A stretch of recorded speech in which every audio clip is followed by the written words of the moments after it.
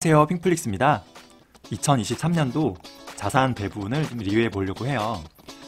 처음 자산 배분을 기록했던 게 이제 2019년 말이거든요. 그러니까 지금 딱 4년이 지난 거예요. 4년 사이에 얼마나 좀 변했는지도 복귀해 보도록 하겠습니다. 자, 이게 2019년이고요. 이제 이게 지금 현재예요. 4년 전 보니까 주식 비중이 의외로 30%도 안 되더라고요. 그래서 제일 비중이 높았던 게 이제 당시 월세 받던 수익형 부동산이고요. 이때는 코로나가 터지기 전이라 이제 중국 사업 쪽에도 꽤 많은 돈이 있었죠. 근데 지금은 많이 변했죠. 주식이 거의 70%로 압도적인 비중이고요. 수익형 부동산을 모두 정리했어요. 지금은 살고 있는 전세금만 남았고요. 사업 자금도 많이 회수해서 지금 10% 남고 현금 비중이 그때보다 좀 많이 올라왔죠. 그러니까 단순히 생각하면은 주식이랑 사업이랑 부동산까지 포트폴리오가 좀 골고루 나눠져 있던 4년 전의 자산 배분이 더 나은 거 아닌가 싶기도 한데요. 이 당시 사업이나 이 부동산 투자 구조가 좀 부실했어요. 그 장기적인 미래 또한 불투명했기 때문에 저는 지금의 이 미국 주식 집중되어 있는 지금 이 주식 자산이 훨씬 더 안정성이나 특히 지속성 측면에서 낫다고 생각이 들어요. 게다가 이 달러 자산이잖아요. 장기적인 비중은 이제 실거주 부동산의 한 20%, 현금이나 뭐 국민형 기타 해서 10%, 이제 메인 디시죠. 주식의 여전히 70% 정도. 전체 자산을 통화별로 나눠서 보니까요. 이제 달러랑 홍콩 달러랑 이제 합친 비중이 71%, 원화 자산이 한 29%예요. 요새 뭐 태양건설 때문에 뭐 시장에 85조를 푼다, 뭐 100조를 지원하니 난리인데요. 이 돈은 과연 어디에서 나오는 걸까요? 이 사람들이 잘 모르는 것 같은데 이미 이 정부가 주택금융공사 같은 공기업 이름으로요. 이 전세 대출이랑 뭐 디딤돌 대출 그리고 뭐 청년들 버팀목 대출 작년에 50조 넘게 풀었던 특례 보금자리론 그리고 각종 분양 보증까지 이 지급 보증해준 대출이요 1000조가 넘거든요. 그래서 우리나라 M2 통화량이 이제 미국이랑 유럽은 계속 줄고 있는데 우리는 1년 사이에 계속 늘어나고 있죠. 한국전력을 비롯한 공기업 부채도 500조가 넘는다고 하고요. 지금 우리나라 정부 부채가 1000조라고 하는데 사실은 이런 것들도 다 더해서 봐야 되는 거예요. 그러니까 앞으로 고령화가 심해지기 때문에 이제 국민연금이나 건강보험 관련해서도 정부 지출이 계속 커질 거예요. 그러다 보니까 이 장기적으로 원화 가치가 오르기가 좀 힘든 구조죠. 예전에는 이 수출 기업들이 이제 수출해서 달러를 벌잖아요. 이걸 다시 국내로 원화로 바꿔서 들어왔었어요. 근데 지금은 번 달러를 현지에 재투자하는 거예요. 그러니까 국내에 다시 달러가 들어올 만한 유인이 이제 갈수록 약해지는 거죠. 뭐 그렇다고 우리가 뭐 아르헨티나나 터키처럼 터무니없이 화폐 가치가 폭락 이거 하진 않겠죠. 근데 장기적으로 봤을 때는 이제 원화의 가치는 침몰하는 배처럼 좀 지속적으로 천천히 좀 하락하지 않을까 싶어요. 근데 실제로 지난 수십 년간 계속 그래 왔거든요. 제가 4년 전에 통화 자산 비중을 따로 기록하진 않았지만 아마 그때 달러 자산이 한 15% 정도 됐던 것 같아요. 지금은 이제 합쳐서 70%니까 이제 엄청 늘어났죠. 장기적인 비중도 이제 달러 자산이 한 75%, 그리고 원화 자산이 한 25%. 그래서 어쩔 수 없는 실거주 집, 부동산이랑 일부 필요한 현금 빼고는요. 전부 달러 자산으로 보유할 생각이에요. 아무리 뭐 달러의 위기를 이야기해도 앞으로 수십 년간 패권은 미국이고요. 그리고 장기적으로 이 원화의 가치는 약해질 수밖에 없기 때문에 저는 좀 이런 목표를 가지려고 합니다. 그래서 1년 전 대비로 보면은 이제 전체 자산은 한 28.5% 성장했고요. 그리고 이 주식 자산만 보면은 38.2% 많이 올랐죠. 근데 지난 1년간 이 나스닥 100 지수를 보면은 얘만 거의 50% 정도 올랐거든요. 그러면은 어떻게 보면 저는 나스닥 인덱스보다 성과가 좀 못한 거예요. 그러니까 아마 제가 중국 주식 비중이 일부 있어서 그런 것 같은데요. 이제 S&P 500이 한 25% 났으니까요. 그래도 S&P 500보다 좋았다는 거에 좀 안주해야겠죠. 그 미국 주식이 특히 이 나스닥 시장이요. 너무 많이 오른 것 같긴 해요. 물론 이 영상을 준비하는 며칠 사이에 좀 조정을 받긴 했는데 이제 주변에 투자하는 분들 모두가 올해 아마 성과가 좋을 거라고 하고요. 특히 평소에 투자에 전혀 관심이 없던 주변 사람들도 요새 미국 주식 좋다면서 뭐 사야 되냐고 저한테 묻곤 해요. 그래서 이게 주가가 올라서 좋긴 한데 어떤 의미에서 조금 싼 느낌도 들어요. 그래도 계속 저스트 킵 바잉을 해야 되는 건지 아니면은 현금을 좀 가지고 약간 대기를 해야 되는 건지 약간 혼돈스러운 그런 시기 같습니다. 이게 이제 2019년 제 주식 섹터별 비중이고요. 얘는 이제 지금이죠. 보시면은 섹터별 아니 국가별이죠. 4년 전에는 아세안, 베트남 이쪽에도 많이 투자했고요. 인도 비중이 굉장히 컸네요. 그렇죠? 그리고 중국, 미국, 국내 주식시장이 거의 비중이 비슷했어요. 이게 참 4년 전이라는 게 격세지감이 드네요. 지금은 미국 비중이 80%, 그리고 중국 비중이랑 한국 비중 합쳐도 이제 20%가 안 되죠. 저는 한국은 장기적으로 이제 없앨 건데 이제 중국 비중이 좀 고민이 되더라고요. 그러니까 중국이 이제 고령화가 앞으로 심해질 거고 장기적인 전망이 암울한 건 사실이에요. 근데 이게 인구 구조를 보면은 그래도 우리보다는 아직 한 10년에서 한 15년 정도 이 시간이 남았거든요. 지금이 완전히 최악의 시점이 아니에요. 그래서 아직 이렇게 몰락할 정도는 아닌데 이 동틀 때가 가장 어둡다고 하잖아요. 한 번쯤 중국 정부가 강하게 경기를 이제 부양하고 이제 돈을 막 풀어서 이 주가도 다시 한번 반등할 수 있는 시점이 올 것 같긴 한데 이게 저도 좀 무섭고 확신은 좀 없죠. 당분간은 이 8대2 정도의 비중을 유지하되 장기적으로 보면요 이제 그래도 미국 중심으로 가는 게 맞을 것 같긴 해요. 미국은 어떻게 보면은 진짜 이 흡혈귀 국가 같아요. 왜냐하면은 예전에 90년대 냉전 시대에 이제 러시아랑 갈등이 있었잖아요. 근데 러시아도 지금 고령화되고 사실 미국이랑 경제를 비교하기 힘든 지경이잖아요. 그 다음 라이벌은 이제 일본인데 일본도 이제 고령화돼서 사실은 폭망했잖아요. 잃어버린 30년이 왔죠. 이 중국도 앞으로 한 십수년이 지나면은 이 고령화로 아마 일본처럼 침체에 빠질 건데 이 미국은 계속 시간이 가도요. 계속 젊은 인구가 유입돼요. 끊임없이 혁신이나 성장을 만들어내죠. 그래서 제가 볼 때 진짜 이 흡혈귀 같은 국가라는 생각이 들어요. 이제 지금 인도가 엄청 뜨고 있는데요. 앞으로는 이제 아프리카도 전 뜰 것 같아요. 근데 이쪽에서 진짜 똑똑한 인재들은 결국 이제 미국 가서 일하는 게 꿈이거든요. 그러니까 이게 미국은 이 미국이라는 그 자체의 브랜드가 최대 강점이란 말도 맞는 것 같아요. 정말 뭐 국제적으로 특이한 사건이 일어나지 않는 한 포트폴리오의 대부분은 미국이 될 수밖에 없을 것 같습니다. 이거는 주식 대비 현금 비중인데요. 12%가 넘죠. 4년 전 기록을 보니까 이때도 현금 비중이 주식의 10% 정도 되는데 그때는 주식 자산의 규모 자체가 지금보다 훨씬 적었거든요.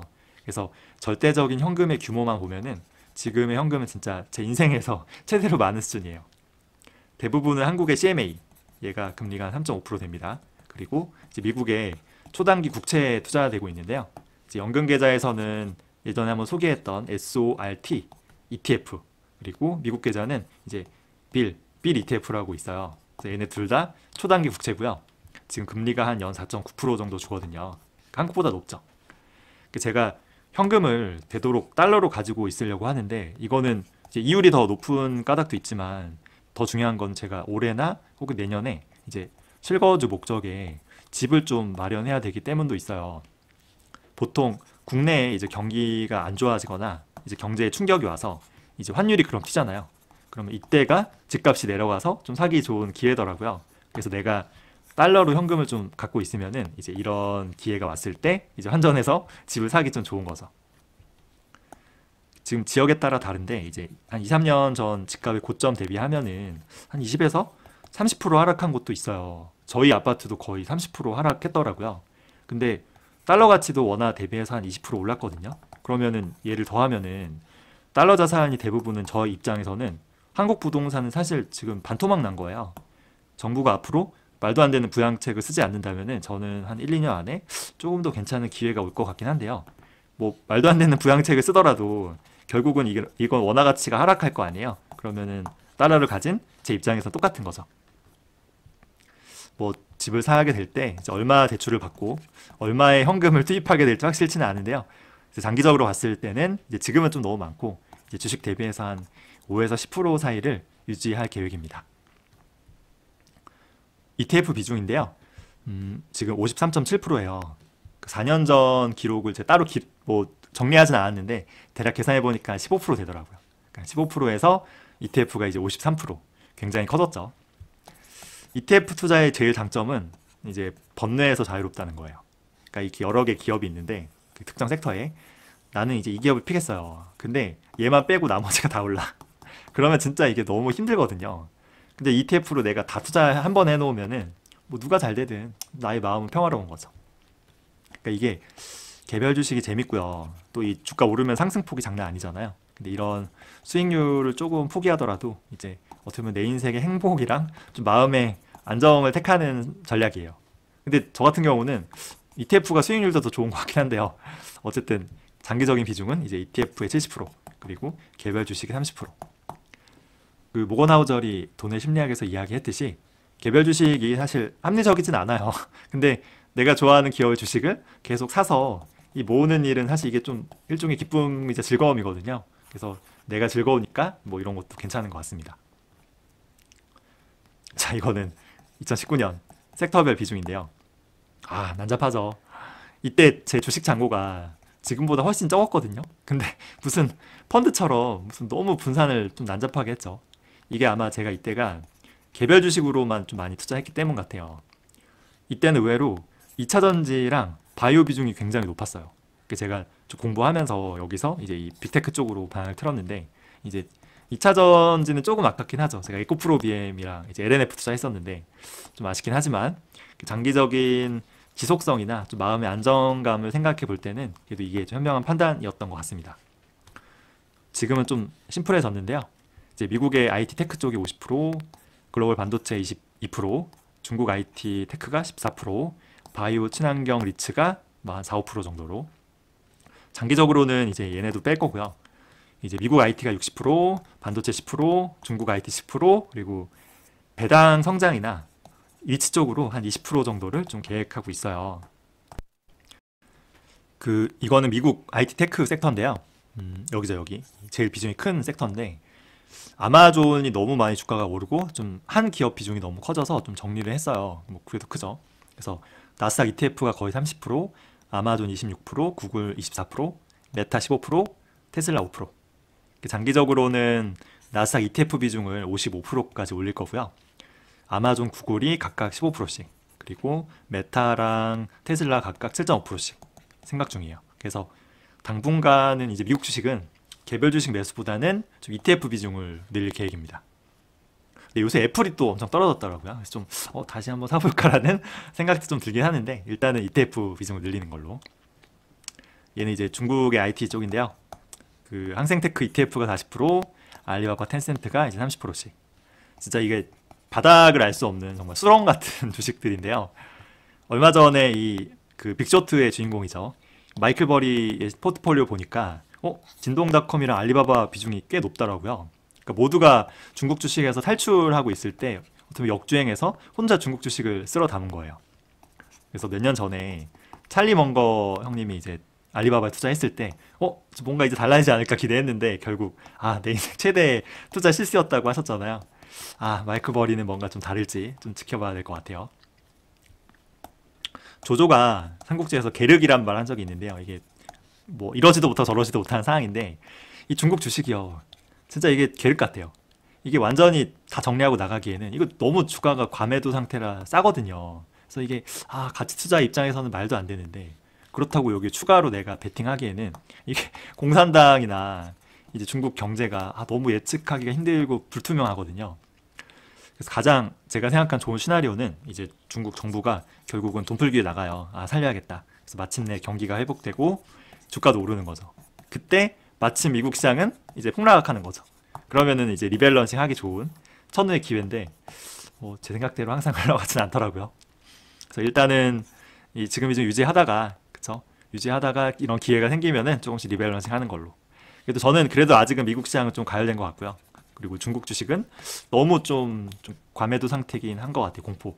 그래서 이 괴리감이 그래도 조금 줄어드는 시점이 저는 있으리라 봅니다. 기회는 옵니다. 얘는 반도체 섹터인데요. 가장 성과가 좋았어요. 그래서 SMH가 1년 동안 거의 67% 상승했거든요. 그거 엄청나죠. TSMC도 간만에 성과가 좀 좋았고요. 물론 뭐 중국 반도체 ETF는 안 좋았죠. 이게 제가 TSMC는 진짜 확신이 컸던 종목 중에 하나예요. 제일 사고 싶어 주식이기도 했는데 왜냐하면 뭐 구글, 마이크로소프트, 아마존 같은 테슬라 같은 이제 이런 기술 기업들이 결국은 자기들이 칩 설계 직접 하고 이제 파운드리 맡기는 거는 TSMC에 맡길 수밖에 없잖아요. 저는 확신에 가득 차 있었는데 TSMC도 지금 보니까 이제 중국이 대만을 침공한다는 루머가 있죠. 그리고 망한 줄 알았던 인텔도 부활해서 TSMC의 경쟁자가 되고 있고요. 지금 미국이 계속 공장 미국으로 좀 이전하라고 압박하고 있죠. 그리고 지금 뭐 2나노까지 간 상황인데 더 이제 미세 공정에서는 결국 한계가 있을 거라는 리스크도 나오고 있고요. 그러니까 이게 개별 기업은 생각지도 못한 리스크가 계속 나오는 것 같아요. TSMC가 전고점 돌파 못했는데 만약에 하게 되면은 조금씩 비중을 줄여서 결국은 이제 TSMC 정리하고 SMH로만 투자하지 않을까 싶습니다. 얘도 TSMC 비중이 이제 높아서 투자했던 건데 결국은 이제 엔비디아만 엄청 올랐잖아요. 그죠? 그 중국 반도체 쪽은 사실 일종의 도박이에요. 이거 실패할 가능성도 굉장히 높은데 만약에 성공하게 되면은 좀 대박이 되겠죠. 이게 꼭 5나노나 3나노 같이 그런 뭐 미세 공정까지 가지 못하더라도 이 위에 이 레거시 반도체 쪽에서만 성공해도요. 저는 어느 정도의 수익은 난다고 보거든요.